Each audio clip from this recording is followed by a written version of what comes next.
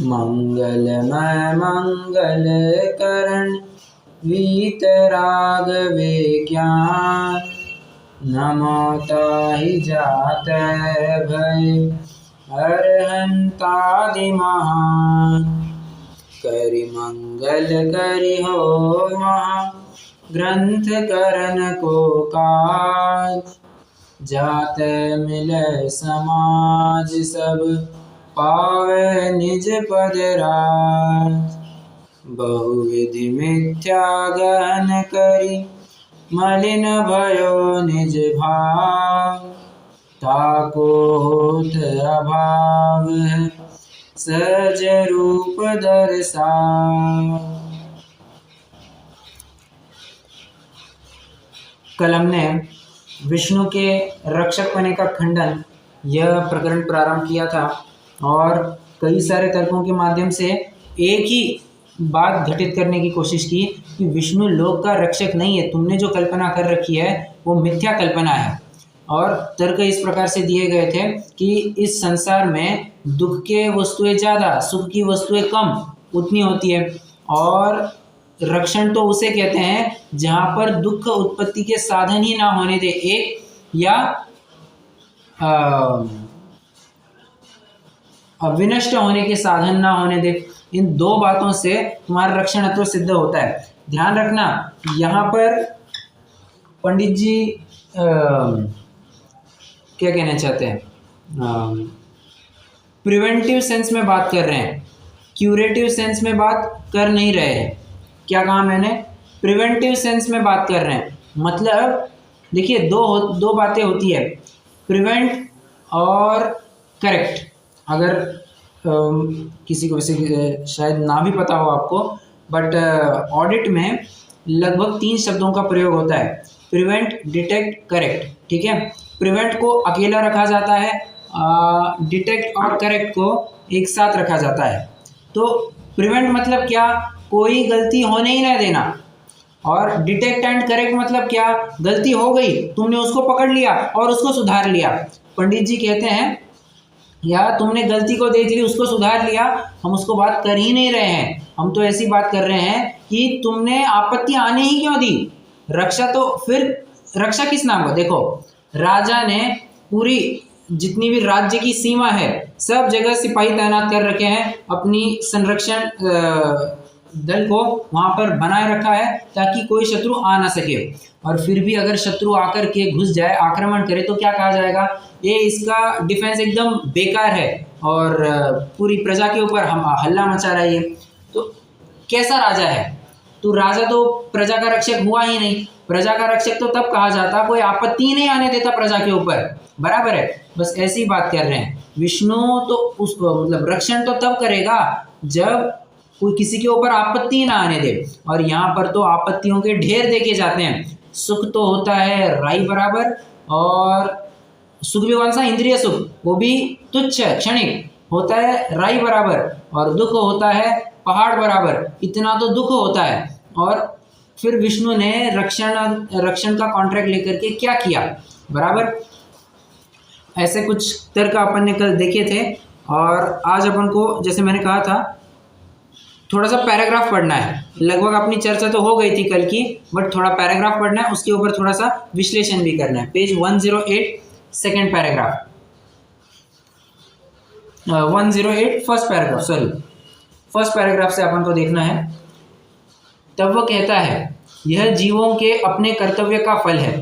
हालांकि ये पॉइंट हो गया था, आगे ये जो पॉइंट से अपने हो गए हैं बस रीड करना है, थोड़ा सा स्पष्टीकरण भी करना है। और अपने कर्तव्य का फल है। तब उससे कहते हैं कि जैसे शक्तिहीन लोभी झूठा वैद्य किसी का कुछ भला हो तो कहता है मेरा किया हुआ है, और जहाँ बुरा हो, मरण हो, तब कहता है इसकी ऐसी ही होनार थी।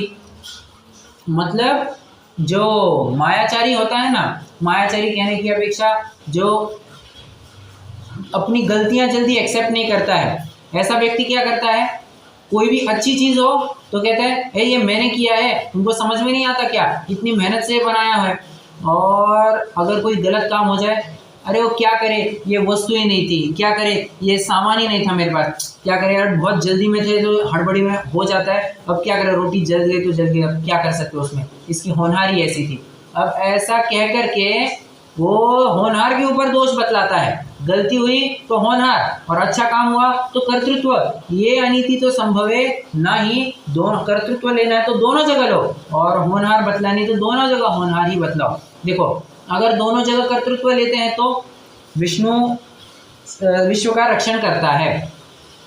इसमें अगर हम सब प्रकार से कर्तृत्व ही स्वीकार करते हैं विष्णु का, मतलब ये विष्णु का ही किया कराया है, तो क्या होगा, तो बात ये सिद्ध होती है कि उसने रक्षा ही नहीं की, बराबर, उसने रक्षा ही नहीं की, ये तो सिद्ध हो जाता है। और यदि हम होनहार स्वीकार करते हैं कि जो जिसका होना है सब अपनी होनी के अनुसार होता है, तब भी विष्णु ने क्या किया, उसमें भी विष्णु का कुछ कर्तृत्व नहीं रहा, मतलब दोनों भी स्थितियों में विष्णु का कर्तृत्व खंडित होता ही होता है, बराबर। उसी प्रकार तू कहता है कि भला हुआ वहाँ तो विष्णु का किया हुआ और बुरा हुआ तो इसके कर्तव्य का फल हुआ, इस प्रकार झूठी कल्पना किस लिए करे, या तो बुरा वो भला दोनों विष्णु के किए कहो या अपने कर्तव्य का फल कहो। यदि विष्णु का किया हुआ तो बहुत जीव दुखी और शीघ्र मत्य देखे जाते हैं, सो ऐसा कार्य करे उसे रक्षक कैसे कहे, तथा अपने कर्तव्य का फल है तो करेगा सो पाएगा, विष्णु क्या रक्षा करेगा। कल कई सारे कोट्स भी पढ़े थे, जैसा बीज बोएंगे वैसा फल पाएंगे, बीज बोए बबुल का आम कहाँ से हो, नहीं हो सकता, as you sow shall you reap, ऐसे कई सारे अपन ने कहावतें मुहावरे ऐसे देखे थे और ये ही समझा था हाँ कि क्या कहना चाहते हैं, जैसा अपनी करनी होगी वैसा ही अपन को फल मिलेगा। ठीक है, कितने जन यहाँ तक फॉलो कर रहे हैं। मैंने नया प्रकरण बिल्कुल भी नहीं चालू किया है, बट समझ में आ रहा है थोड़ी बहुत चर्चा।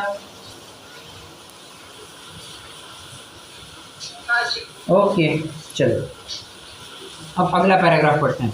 तब वह कहता है, अच्छा वैसे कल शायद कोमल जी और शशि जी आप दोनों नहीं थे, कल का लेक्चर आपने सुन लिया? सुन नहीं पाई, अब सुनूंगी। ओके, तो आपने सुन लिया कोमल जी? नहीं भैया जी, अभी कल। ठीक है ठीक है, कोई दिक्कत नहीं, बट सुन लेना कल का भी प्रकरण का मतलब तर्क संगत ही था, मतलब तर्क युक्ति से ही भरा हुआ था, तो आपको आसानी से समझ में आ जाएगा। और तर्क युक्ति भी ज़्यादा तर्क युक्ति नहीं है, बहुत लॉजिकल है, मतलब कोई छोटा बच्चा भी बैठेगा तो उसको भी समझ में आ जाएगा, ज़्यादा कोई टेक्निकल बात नहीं ली थी उसमें। ठीक है, आइए अगला पैराग्राफ पढ़ते हैं। तब वो कहता है, जो विष्णु के भक्त है उनकी रक्षा की। अब वो क्या किस बात पर आकर के अड़ गया है? नहीं साहब, सभी जीवों की रक्षा नहीं करते, सिर्फ भक्तों की रक्षा करते हैं। तो पंडित जी ने तो कहा तब तो और बड़ी दिक्कत है, क्यों? सबसे ज़्यादा दुखी तो तुम्हारे भगत लोग देखे जाते हैं, भक्ति करने वाले के ऊपर ही इतने अत्याचार, इतने आरोप प्रत्यारोप, इतने दुख को प्राप्त होते हुए देखे जाते हैं, तब तुम क्या करते हो? देखो, उससे कहते हैं कि यदि ऐसा है तो कीड़ी कुंजर आदि भक्त नहीं है, उनको अन्नादि पहुंचाने में, वो संकट में सहाय होने में, वो मरण न होने में विष्णु का कर्तव्य मानकर सर्व का रक्षक किस लिए मानता है? भक्तों का ही रक्षक मान। ठीक है, सो भक्तों का भी रक्षक नहीं दिखता, क्योंकि अभक्त भी भक्त पुरुषों को पीड़ा उत्पन्न करते देखे जाते हैं। साफ साफ देखते हैं ये अभक्त पुरुष जो विष्णु को नहीं मानते, वो भक्तों को ज़्यादा तकलीफ देते हुए देखे जाते हैं। और इस ऐसी स्थिति में भी विष्णु फिर क्या करता है? ठीक है, ये एक आसान सा पॉइंट था। अब कल अपन ने प्रहलाद का उदाहरण लिया था, कुमकुम जी अगर आपको याद आ रहा होगा तो कल अपन ने प्रहलाद का एक उदाहरण लिया था, और पहले तो कीड़ी, कुंजर, टिटहरी, ये 3 तिर्यंचों के उदाहरण लिया था और लिए थे, और प्रहलाद का भी एक उदाहरण लिया था। तो प्रहलाद का पॉइंट यहाँ पर लिया जा रहा है। तब वह कहता है, कई जगह प्रहलाद आदि की सहाय की है। उससे कहते हैं, जहाँ सहाय की वहाँ तो तू वैसा ही मान, परंतु हम तो प्रत्यक्ष म्लेच्छ मुसलमान आदि अभक्त पुरुषों द्वारा भक्त पुरुषों को पीड़ा होते देख और मंदिर आदि को विघ्न करते देखकर पूछते हैं कि यहाँ सहाय नहीं करता सो शक्ति नहीं है या खबर ही नहीं है। यदि शक्ति नहीं है तो इनसे भी हीन शक्ति का धारक हुआ। खबर भी नहीं है तो जिसे इतनी भी खबर नहीं है सो अज्ञान हुआ। देखो ये उन्होंने एक उदाहरण दिया है, पॉइंट कहा है कि प्रत्यक्ष म्लेच्छ मुसलमान आदि अभक्त पुरुष। ये क्यों लिखा होगा उन्होंने? प्रत्यक्ष म्लेच्छ मुसलमान आदि अभक्त पुरुष ऐसा क्यों लिखा? वे पीड़ा देते हैं।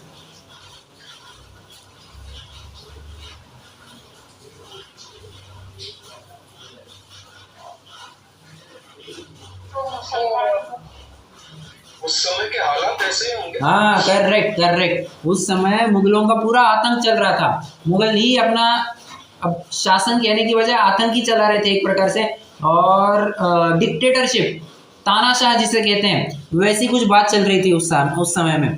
और मुगल करते क्या थे? मुगलों ने एक काम किया। मुगल वैसे बहुत सारे तरीके अपनाते थे। कोई हिंदू अगर गली से गुजरा तो उसको दो ऑप्शन ही रहते थे, या तो मरेगा या तो मुसलमान बनेगा। क्या कहा? कोई हिंदू अगर मुस्लिम गली से गुजरा तो दो ही ऑप्शन रहते थे, या तो मरेगा या तो मुस्लिम होगा। अगर वो मरना पसंद करता था तो सीधा एक हाथ में तलवार, काट दो गला। और अगर वो जीना पसंद करता था तो उसको पकड़ करके उसको शोरमा पिलाया जाता। शोरमा मतलब नॉनवेज का रस होता है, तो उस नॉनवेज के रस को पिलाया जाता है और फिर उसको मुसलमान बनाया जाता है। तो और फिर कुरान हाथ में पकड़ाई जाती है। और इसी से फिर वो कहावत चल पड़ी, मार मार के मुल्ला बनाना। ये इसी के ऊपर से बात चल पड़ी है। एक प्रचलन तो ऐसा भी हो चुका है कि एक हाथ में तलवार और एक हाथ में कुरान, इस प्रकार से ऐसे खतरनाक दौर से गुजरा है ये हमारा भारतवर्ष। एक दूसरा, वे क्या करते थे? वे जितने भी हिंदुओं के, अन्य मतियों के श्रद्धा स्थान थे, सबको तहस नहस करना चालू कर दिया। सबको तहस नहस कर दिया। कोई मंदिर हो, खत्म कर दो उसको। कोई और तीर्थ क्षेत्र दिखे, खत्म कर दो उसको। क्यों? तीर्थ क्षेत्रों पर ही क्यों आक्रमण किया?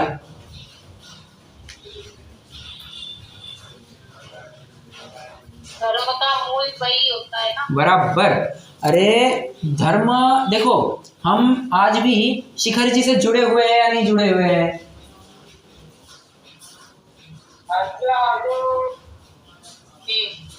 क्यों ऐसा? आपकी आस्था को नष्ट करना चाहते हैं। हाँ बराबर, क्योंकि वो तीर्थ क्षेत्र सिर्फ क्षेत्र मात्र नहीं है। वहां पर कितनी ही हमारी एक धार्मिक भावना, हमारा धर्म जुड़ा हुआ होता है, हमारी धर्म की आस्था जुड़ी हुई होती है। और इसको लेकर के हम उस तीर्थ क्षेत्र से एक प्रकार से, मतलब लौकिक व्यवहार की बात करता हूँ, हम तीर्थ क्षेत्र से जुड़े हुए होते हैं। बराबर। और ऐसी स्थिति में अगर उस तीर्थ क्षेत्र ही खत्म कर दिया जाए तो जो हमारा श्रद्धा का स्थान है, अगर वही मिट जाए तो फिर हमें ताकत कहाँ से मिलेगी? क्योंकि एक बात होती है, कहीं पर भी जाए आदमी को सबसे ज़्यादा ताकत या अपने श्रद्धा स्थान पर ही मिलती है। सर्वाधिक ताकत अपने श्रद्धा स्थान पर मिलती है। क्यों? क्योंकि उसको वहाँ पर अड़िग श्रद्धा होती है कि यहाँ पर मुझे कुछ भी दिक्कत नहीं हो सकती। और अगर ना रहेगा बांस, न बजेगी बांसुरी, इस प्रकार से फिर श्रद्धा स्थान ही उड़ाना चालू कर दिया उन्होंने। ये ऐसा काम करते हैं। तो इन्होंने ऐसे भी काम किया। और इस बात को लेकर के फिर पंडित जी लिखते हैं, प्रत्यक्ष म्लेच्छ मुसलमान इतनी तकलीफ दे रहे हैं और विष्णु के मंदिर को ही कितने बार टारगेट बनाया जाए, कितनी बार टारगेट बनाया गया? लगभग कहते हैं 1024 1024वें वर्ष में कौन आया था भारत में सोमनाथ को लूटने के लिए? मोहम्मद गजनबी। अजनबी नहीं, मोहम्मद गजनबी। मोहम्मद गजनबी कुछ तो भी ये नाम है उसका। तो वो आया, मोहम्मद गजनी, राइट। तो वो आया भारत में, पहले तो हुआ ऐसे कि कोई वहाँ का एक अरब का एक लेखक, एक ट्रैवलर भारत आकर के भ्रमण करके गया और उसने अपने अल बुरानी नामक एक किताब में भारत की खूब प्रशस्ति लिखी। और लिखा यहाँ पर एक सोमनाथ मंदिर है जहाँ पर इतना पैसा मतलब इतना सोना है, इतना पैसा है या इतना फला फूला है, सब उसका वहाँ पर जिक्र कर दिया अपने किताब में। और पढ़ते पढ़ते एक बार मोहम्मद गजनी के हाथ में ये किताब लग गई और उसने फिर चालू कर दिया क्या, मिशन सोमनाथ, और अपने 5000 साथियों को लेकर के सोमनाथ मंदिर में पहुंचा। और ये सत्य घटना है, हाँ ये सत्य घटना है, ये इतिहास की किताबों में आपको बराबर मिलेगा, शायद आप जानते भी होंगे। उस समय में लगभग सोमनाथ का मंदिर बहुत ही दैवीय माना जाता है, सोमनाथ का मंदिर बहुत दैवीय माना जाता है, हिंदुओं में बहुत दैवीय माना जाता है। तो वहाँ पर किसकी प्रतिमा है, कोई जानता है किसकी प्रतिमा होनी चाहिए? शिव भगवान। बराबर, शंकर की प्रतिमा है वहाँ पर।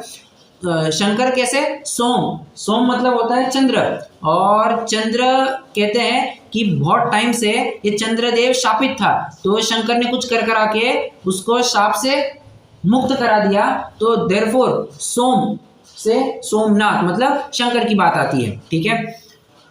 रवि मतलब सूर्य, सोम मतलब चंद्र, ऐसा। तो सोमनाथ बहुत ही दैवीय मंदिर माना जाता है, और वहाँ पर ये जब तब भक्ति कर रहे थे 50,000 हिंदू, 50,000 हिंदू ये जब तब आराधना भक्ति कर रहे थे, और ये मोहम्मद गजनी घुसा अपने 5000 साथियों को लेकर के, और घंटों नहीं मिनटों में ही कत्लेआम मच गया, 50,000 लाशें बिछ गई, 50,000 लाशें बिछ गई। प्रश्न है मेरा, क्या एक को 10 आदमी को एक भारी है क्या? 10 आदमी को एक, वो थे 5,000, ये थे 50,000, बताओ मुझे 10 को एक आदमी भारी है क्या?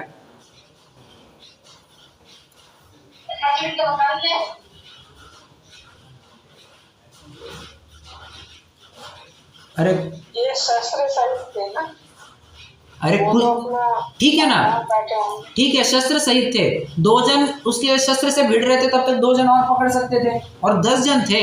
सशस्त्र हुआ तो क्या हुआ, बट कुछ भी कर करा के 10 जन निपट सकते थे या नहीं निपट सकते थे? आराम से निपट सकते थे, और ये बिल्कुल भी हिले नहीं, जब तब आराधना भक्ति करते रहे, और भगवान के सामने, भगवान के मंदिर में कत्लेआम मच गई, इतनी लाशें बिछ गई, क्या कहा जाए। और एक बार नहीं, 2 बार नहीं, कहते हैं लगभग 17 बार उसने एक सोमनाथ मंदिर ही को आकर के लूटा, और फिर भी उसका मन नहीं भरा, लगभग एक वेश्या जैसी हालत हो गई उस मंदिर की।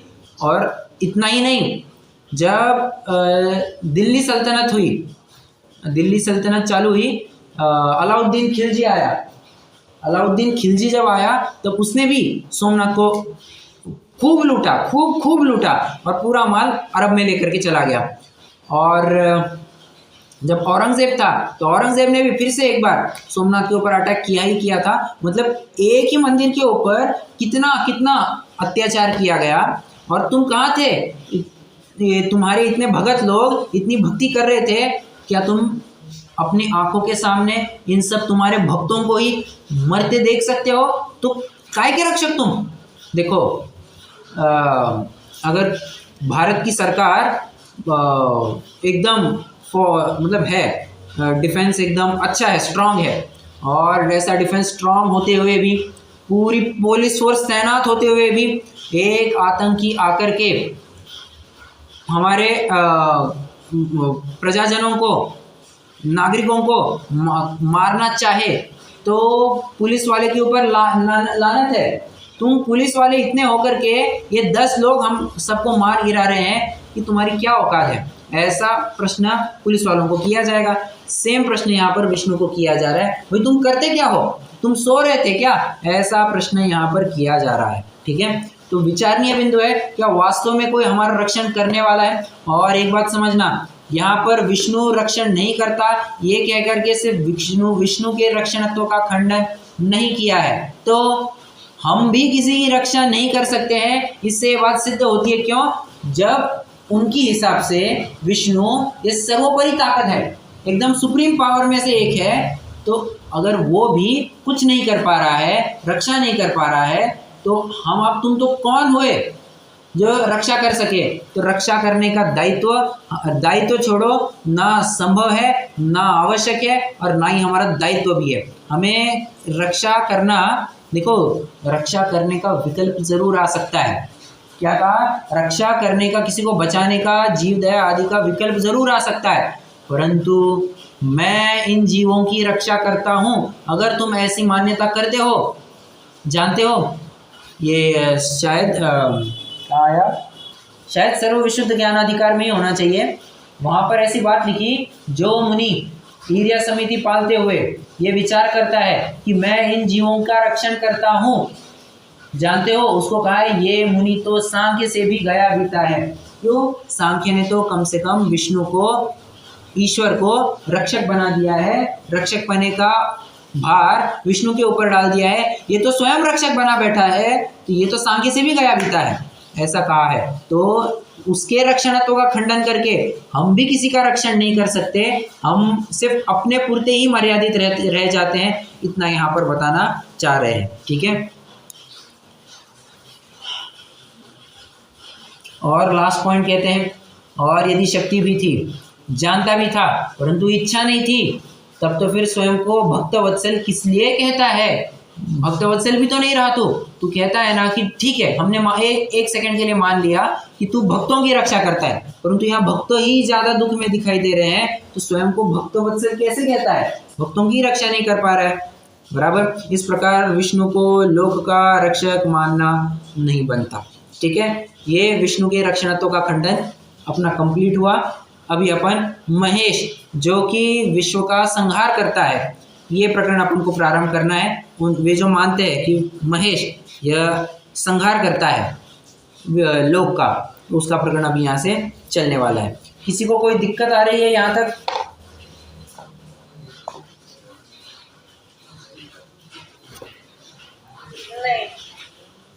नहीं। ओके, कौन सा पॉइंट नंबर चलेगा अपना?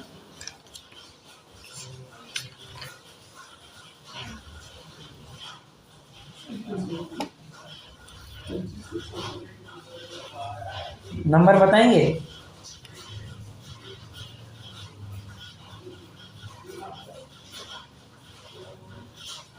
डॉक्टर साहब?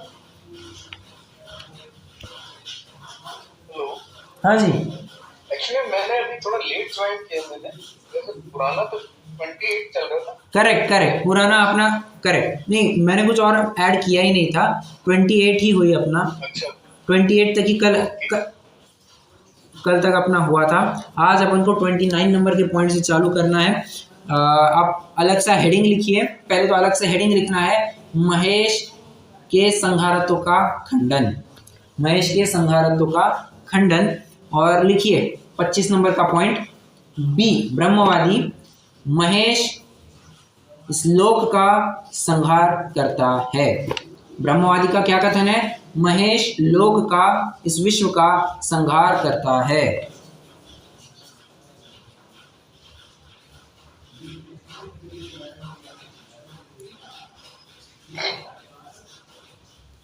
अब देखिए पंडित जी का उत्तर देखिए पहले आप, चलिए आप लिख लीजिए, अपन फिर और चर्चा करेंगे। संहार और रक्षा तो प्रतिपक्षी है, पंडित जी का उत्तर लिखिए, संहार और रक्षा ये प्रतिपक्षी है।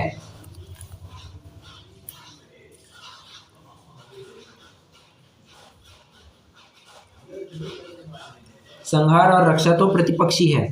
यदि रक्षक की स्तुति करते हो, यदि रक्षक की स्तुति करते हो, बात को कोई पूरा कर सकेगा?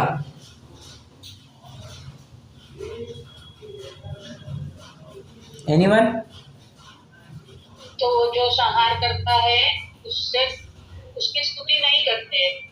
करेक्ट, बहुत बढ़िया। उसकी स्तुति नहीं करनी चाहिए, अर्थात उसकी निंदा होनी चाहिए, बराबर। स्तुति नहीं करते, सही कहा आपने, एकदम बिल्कुल सही कहा बाबा। यदि रक्षक की तुम स्तुति, देखो रक्षा और संहार ये प्रतिपक्षी ऑपोजिट है। यदि तुम एक को पूजते हो तो डेफिनेटली तुम दूसरे के साइड से नहीं हो। जैसे अमेरिका और चीन बहुत पॉलिटिक्स चल रहा है आजकल। कल भी अपना पूरा पॉलिटिक्स ही आया था, ठीक है, आज भी थोड़ा बहुत यही चलने वाला है। अमेरिका और चीन ये आपस में भिड़ते हैं, ठीक है। चीन भी छोड़ो, चीन अपन रशिया ले लेते हैं। अमेरिका और रशिया आपस में खींचते रहते हैं, एक दूसरों की खूब खींचते रहते हैं। और यदि चाइना ने रशिया का पक्ष लिया, मतलब क्या हुआ, मतलब क्या हुआ?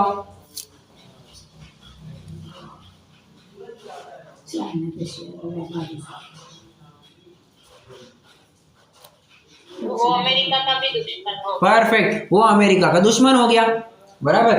अगर देखो अमेरिका और रशिया आपस में दुश्मन है, और यदि चाइना रशिया से दोस्ती करता है तो अब उसने अमेरिका से भी दुश्मनी मोड़ ली। बस ऐसी बात चल रही है, ठीक है। यदि तुम संहार और रक्षा दोनों को प्रतिपक्षी है और तुम संहार अपना रक्षक की पूजा करते हो तो संहारक की तो निंदा होनी चाहिए थी। ये तुम संहारक की भी कैसे पूजा करते हो, ठीक है।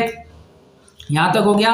अब इसके दो एरोस कीजिए, ये जो पॉइंट लिखा इसके दो एरोस कीजिए आप, सदाकाल संहार या कदाचित संहार। एक एरो में लिखिए सदाकाल संहार और दूसरे में लिखिए कदाचित संहार। कदाचित संहार के ब्रैकेट में लिखिए महाप्रलय, महाप्रलय।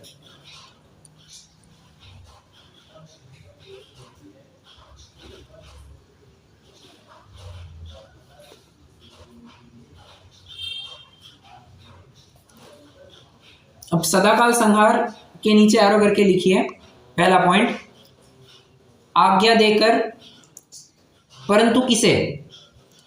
सदाकाल संहार के पॉइंट चल रहे हैं अपने। सदाकाल संहार के नीचे एरो करके लिखिए आज्ञा देकर परंतु किसे।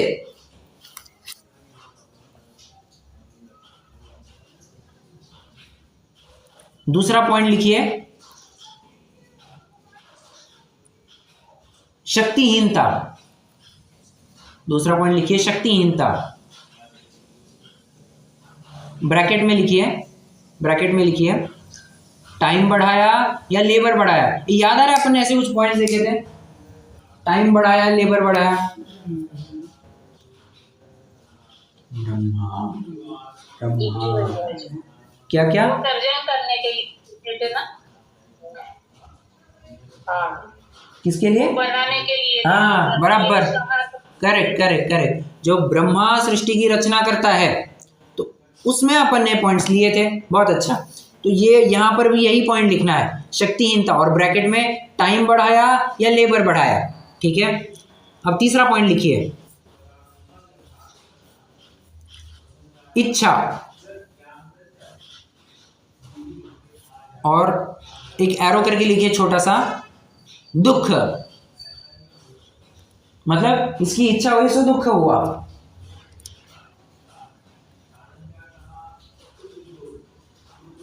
चौथा सतत संक्लेश परिणाम, सतत संक्लेश परिणाम।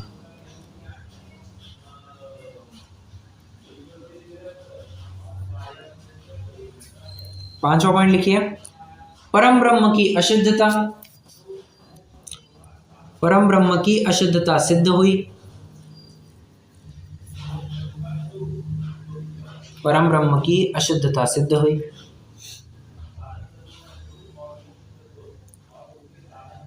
अगला पॉइंट, लास्ट पॉइंट लिखिए परम ब्रह्म की भी इच्छा, परम ब्रह्म की भी इच्छा आवश्यक, परम ब्रह्म की भी इच्छा आवश्यक, जरूरी भी लिख सकते हैं। एरो करके लिखिए दोनों भी शक्तिहीन। क्या कहा? दोनों भी शक्तिहीन।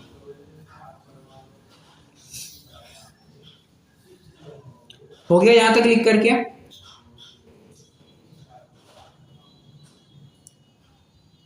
हाँ जी। ओके, अब कदाचित संहार है ना, उसके नीचे एरो करके लिखिए कदाचित संहार के ब्रैकेट में क्या लिखा है आपने? Correct correct correct. अब एरो करके लिखिए नीचे यदि बिना इच्छा के संहार किया,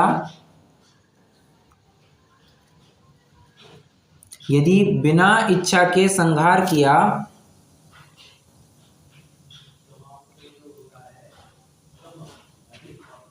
तो परम ब्रह्म और ब्रह्म,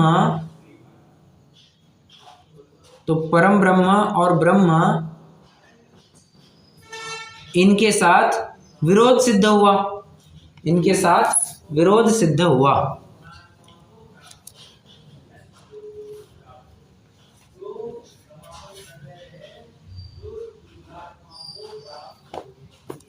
चलिए ये अपन अभी थोड़ा सा इसकी चर्चा करते हैं। सामने वाला क्या मुद्दा रख रहा है, वो कहता है देखो ये महेश है ना, ये पूरा लोक का रक्षण कर, एक्सट्रीमली सॉरी, ये पूरे लोक का नाश करेंगे। ठीक है, तो लोक का नाश कब करेंगे? जब महाप्रलय, सॉरी महाप्रलय भी नहीं कहना चाहता मैं यहाँ पर, महाप्रलय का पॉइंट मैं बाद में उठाऊंगा। सिर्फ इतना कहते हैं ये शंकर है ना, जब इनकी तीसरी आंख खुलेगी, जब इनकी तीसरी आंख खुलेगी तो बराबर पूरा ये सृष्टि का नाश हो जाएगा, सृष्टि का खात्मा हो जाएगा, ऐसे वे मानते हैं। ठीक है, तो पंडित जी पूछते हैं, पंडित जी कहते हैं तू बता महेश क्या करता है? संहार करता है, और विष्णु क्या करता है? सब रक्षण करता है।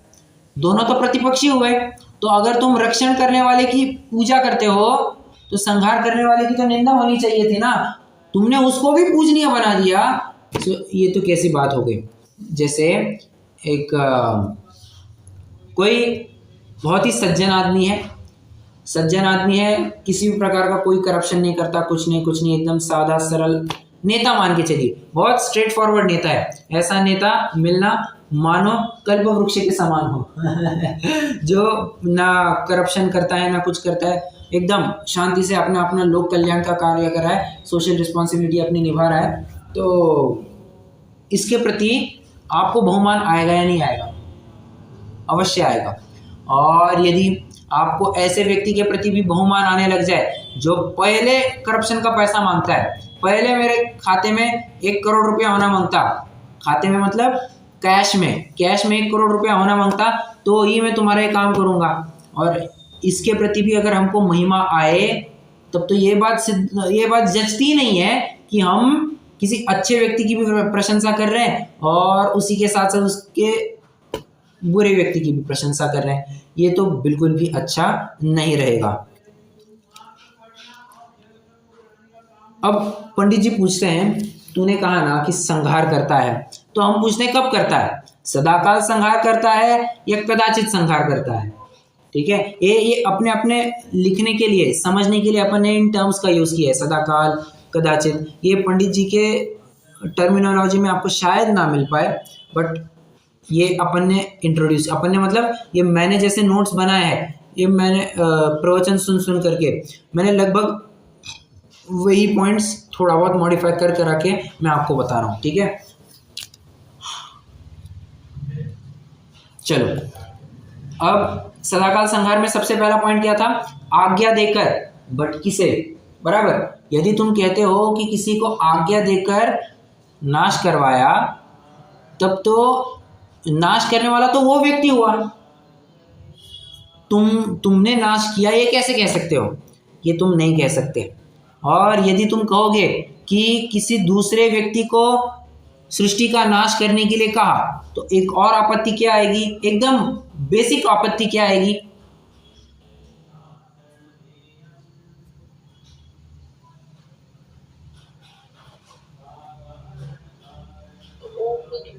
महेश हो गया ना, जो संहार करने वाला है उसको ही महेश बोल रहे हैं। ठीक है, ठीक है, तो वो शक्तिशाली हो गया। ओके ओके,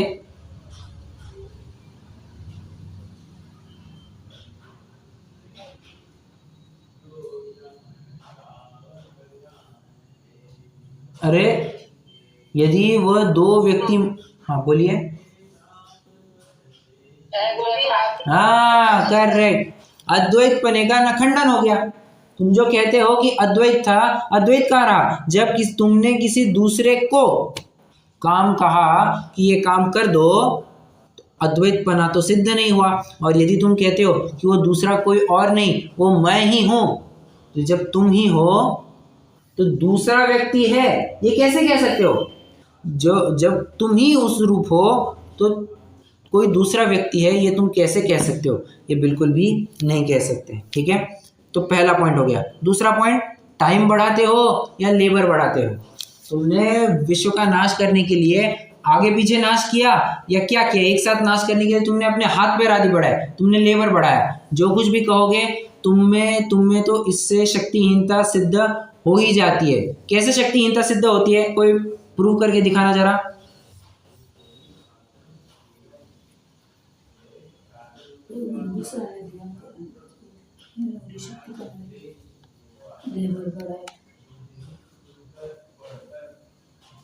इसमें ये लग रहा है ना कि लीवर बढ़ाया मतलब he is not doing himself, या जो और वो टाइम बढ़ाया समझो, तो उतने साल तक तो उसको आकुलता बनी रही ना। बराबर, उतने काल को उसको आकुलता बनी रही। और जो लेबर बढ़ाया वाला पॉइंट है, मतलब पहले की दशा में उसके पास उतनी ताकत नहीं थी, तब जाकर के उसको लेबर बढ़ाना पड़ा, मतलब उसको अपने हाथ पैर आदि कुछ बढ़ाने पड़े, तब जाकर के वो एक काम कर पाया। मतलब पहले की जो अवस्था थी वो बिल्कुल भी युक्त नहीं थी, वो शक्तिहीन थी। ये सिद्ध हो जाता है यहाँ से। ठीक है, 2 पॉइंट हो गए। तीसरा पॉइंट, इच्छा। अब इच्छा में क्या कहते हैं? वो कहता है नहीं, ये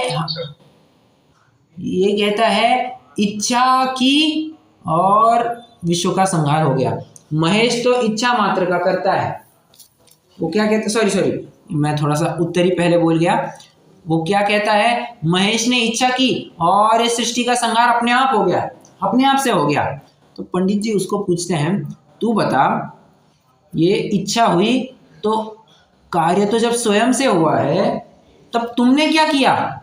जब तुमने वहां पर हाथ छुआ नहीं, कुछ नहीं किया, और तुम कहते हो कि तुमने विनष्ट कर दिया, तो कैसे? तुम बस अपनी इच्छा के करता हो, तुम अपने बस इच्छा के करता हो, तुम उस वस्तु के, उस कार्य के करता नहीं हो। ठीक है,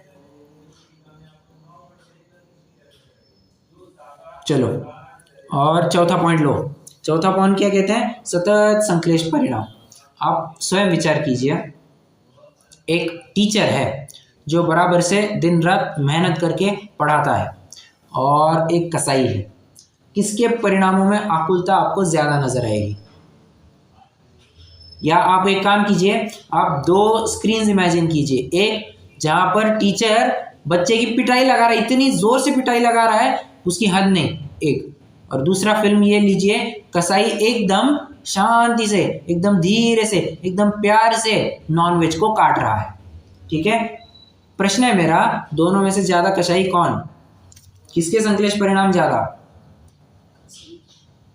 कसाई के। क्यों?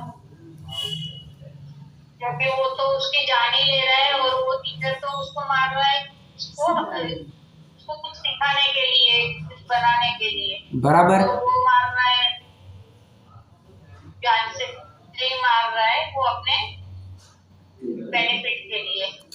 करेक्ट। हाँ, निरंतर उसके संश्लेष परिणाम रहेंगे। क्यों?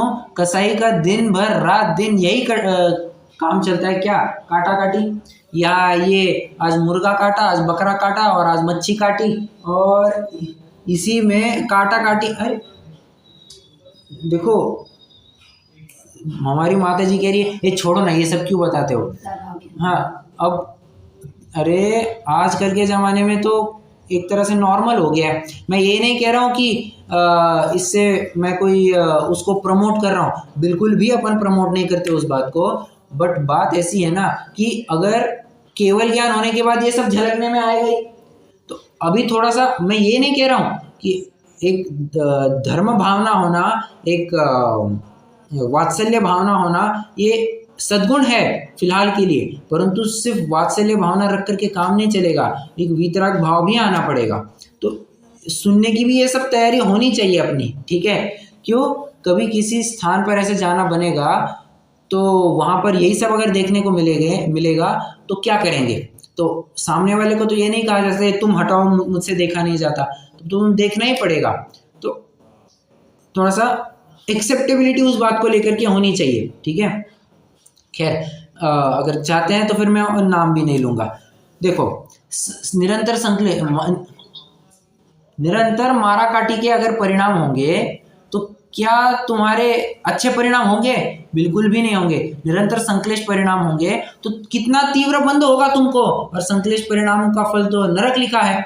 नरक के परिणाम को लेकर के नरक में जाओगे तो ऐसे ऐसे काम करते हो तुम, परिणामों का तो फल लगता ही है। तो यहाँ बात मतलब एक और पॉइंट लेकर के महेश को पकड़ लिया। वो कहता है कि अब अगला पॉइंट आता है परम ब्रह्म की अशुद्धता। क्या कहते हैं? परम ब्रह्म की अशुद्धता।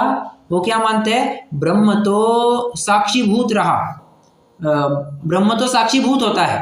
वे क्या कहते हैं? परम ब्रह्म साक्षीभूत होता है, और यदि तुमने ऐसा काम किया ये विनाश करने का, तो विनाश करने के बाद ब्रह्म साक्षीभूत, ब्रह्म शुद्ध कैसे रहा? ब्रह्म की तो शुद्धता मिट गई, तो ब्रह्म अशुद्ध हो गया। ये बात यहाँ पर कही जा रही है। और लास्ट पॉइंट, परम ब्रह्म की भी इच्छा अगर होती है तब जाकर के कार्य होता है। इससे तो फिर दोनों भी शक्तिहीन है, ये सिद्ध होता है। कैसे? दोनों से अपना काम नहीं, दोनों में से किसी एक से काम नहीं बनेगा, दोनों होंगे तो ही काम बनेगा। ठीक है। और यदि तुम कहते हो, अब अगले राइट साइड की तरफ आइए, यदि तुम कहते हो कि कदाचित संहार करता है, तो अर्थात महाप्रलय के टाइम पर, तो यदि बिना इच्छा के करता है तो परम ब्रह्म और ब्रह्म के साथ तो तुम विरोध कर बैठे, क्योंकि परम ब्रह्म और ब्रह्म तो बोलो संहार करते ही नहीं है, और तुमने यदि ऐसा स्वरूप मान लिया तो तुम उनसे विरोध कर बैठते हो। ये बात भी समझ में आनी चाहिए। ठीक है, चलिए अपन फटाफट एक पैराग्राफ पढ़ लेते हैं और फिर आज रुक जाएंगे। देखो पेज 108 पर आइए, सेकेंड लास्ट पैराग्राफ। फिर वे कहते हैं महेश संहार करता है। सो उससे पूछते हैं कि प्रथम तो महेश विष्णु या महेश संहार सदा करता है या महाप्रलय होता है तभी करता है? यदि सदा करता है तो जिस प्रकार विष्णु की रक्षा करने से स्तुति की, उसी प्रकार उसकी संहार करने से निंदा करो, क्योंकि रक्षा और संहार प्रतिपक्षी है। आ गया ये पॉइंट? आ गया। अब आगे देखो, तथा यह संहार कैसे करता है? जैसे पुरुष हस्तादि किसी को मारे या कहकर मराए, उसी प्रकार महेश अपने अंगों से संहार करता है या आज्ञा से मराता है। तब क्षण क्षण में संहार तो बहुत जीवों का सर्वलोक में होता है। यह कैसे कैसे अंगों से व किस किस को आज्ञा देकर युगपत एक साथ संहार करता है। तथा महेश तो इच्छा ही का करता है, उसकी इच्छा से स्वयं उनका संहार होता है, तो उसके सदाकाल मारने रूप दुष्ट परिणाम ही रहा करते होंगे, और अनेकों जीवों को एक साथ मारने की इच्छा कैसे होती होगी। तथा यदि महाप्रलय होने पर संहार करता है तो परम ब्रह्म की इच्छा होने पर करता है या उसकी बिना इच्छा ही करता है? यदि इच्छा होने पर करता है तो परम ब्रह्म के ऐसा क्रोध हुआ कैसे हुआ कि सर्व का प्रलय करने की इच्छा हुई? क्योंकि किसी कारण बिना नाश करने की इच्छा नहीं होती, और नाश करने की जो इच्छा उसी का नाम क्रोध है। सो कारण बतला। वही तुम्हारे साक्षात देखे जा रहे कि रागी द्वेषी है, तो हम इनको कैसे भजे पूजे, ये बात यहाँ से कही जा रही है। ठीक है, देखो अगले पैराग्राफ से अपन लगभग एक नया पॉइंट ही चालू हो रहा है। अच्छा सॉरी, एक पैराग्राफ पढ़ना है, एक पैराग्राफ अपन पढ़ लेते हैं फिर अपन रुक सकते हैं। तथा तू कहेगा परम ब्रह्म ने यह खेल बनाया था फिर दूर किया, मतलब मजाक कर रहा था वो, कारण कुछ भी नहीं है। तो खेल बनाने वाले को भी खेल इष्ट लगता है तब बनाता है, अनिष्ट लगता है तब दूर करता है। यदि उसे लोक इष्ट अनिष्ट लगता है उसे लोक से राग द्वेष तो हुआ। ब्रह्म का स्वरूप साक्षीभूत किस लिए कहते हो? साक्षीभूत वर्ड को हाईलाइट कीजिए, अंडरलाइन कीजिए। साक्षीभूत तो उसका नाम है जो स्वयं जैसे हो उसी प्रकार देखता रह जानता रहे।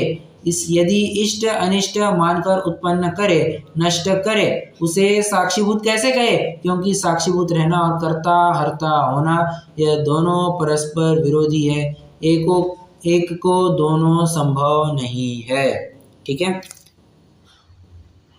यहाँ पर तो मेन मुद्दा यही है कि साक्षीभूत कैसे रहा, शुद्ध कैसे रहा, ये बात वहां पर बताना चाह रहे हैं। चलो कोई प्रश्न है?